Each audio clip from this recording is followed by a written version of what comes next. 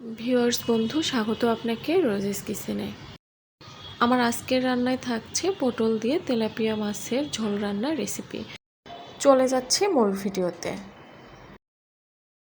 এখানে একটা কড়াই নিয়েছি, কড়াইয়ে দিচ্ছি তেল।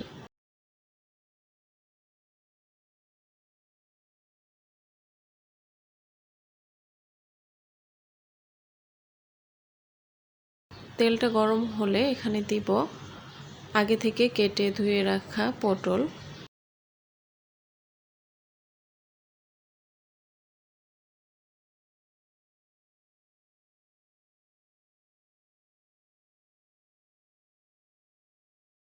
দিচ্ছি কিছুটা লবণ।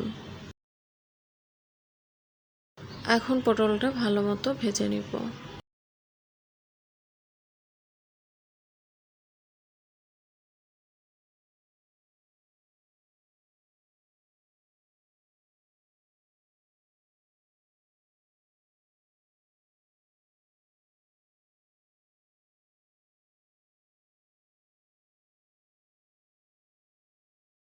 তো আমার এখানে পটলটা ভেজে নেওয়া প্রায় শেষের দিকে। এখন পটলগুলো তুলে নিব।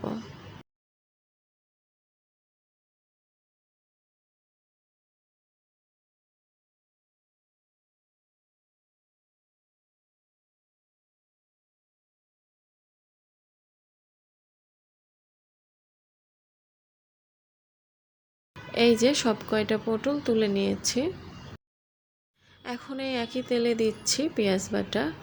পটলের রান্না অনেকটা পাতলা টাইপের হয়, যার কারণে আমি পেঁয়াজ বাটা দিচ্ছি। পেঁয়াজ বাটাটা দিলে ঝোলটা অনেক সুন্দর গাঢ় হয়, খেতেও ভালো লাগে।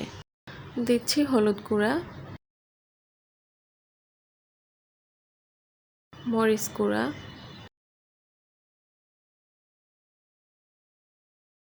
অল্প করে লবণ আর একটু তেল দিচ্ছি। এখন সবকিছু মিশিয়ে নিচ্ছি।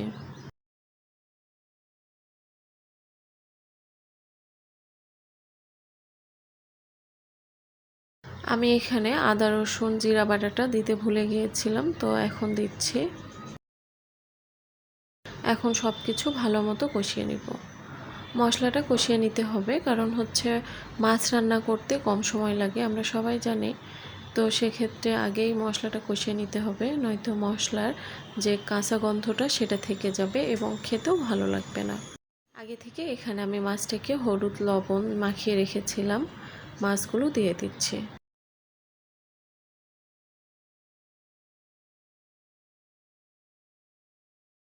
মাছগুলো এখন মশলার সাথে খুব সুন্দর মতো কষিয়ে নিব।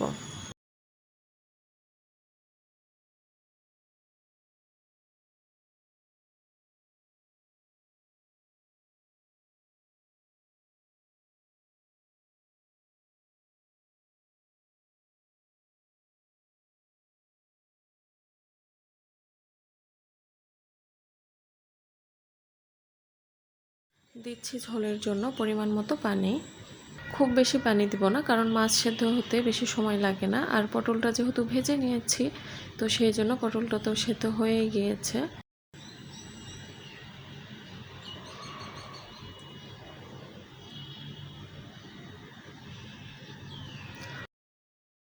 এখন পটলগুলো দিয়ে দিচ্ছি।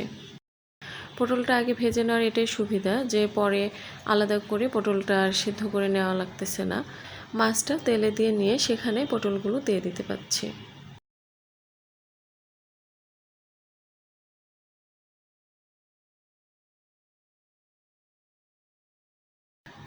সব কিছু নেড়েচেড়ে মিশিয়ে নিয়ে ঢাকনা দিয়ে দিব।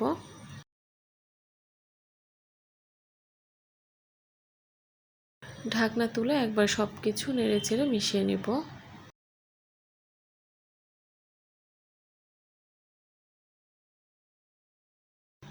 তো এই যে আমার এখানে পটলগুলো ও মাছ খুব ভালো মতো সেদ্ধ হয়ে গিয়েছে। একটু লবণটা খেয়ে দেখবো হয়েছে কিনা। তারপরে আবারও ঢাকনা দিয়ে আমি চুলাটা অফ করে দিব। চুলা অফ করার প্রায় ৬-৭ মিনিট পরে এই যে তরকারির কালারটা খুবই সুন্দর এসেছে। তো দেখতে পেলেন খুব সহজ এবং সিম্পলভাবে কিভাবে পটল দিয়ে তেলাপিয়া মাছ রান্না করে নিলাম। রান্নাটা সহজ হলেও খেতে কিন্তু অনেক সুন্দর স্বাদ লাগে। আপনিও রান্না করে নিতে পারেন সেম প্রসেসে। রান্না করতে দেখতেই পেলেন কতটা কম সময় লাগে আর অনেক বেশি টেস্টি হয়ে থাকে এইভাবে রান্নাটা। আশা করছি আপনার ভালো লাগবে। ভালো লাগলে অবশ্যই লাইক কমেন্ট করে রোজেস কিচেনের পাশেই থাকবেন। ভালো থাকবেন। আল্লাহ হাফেজ।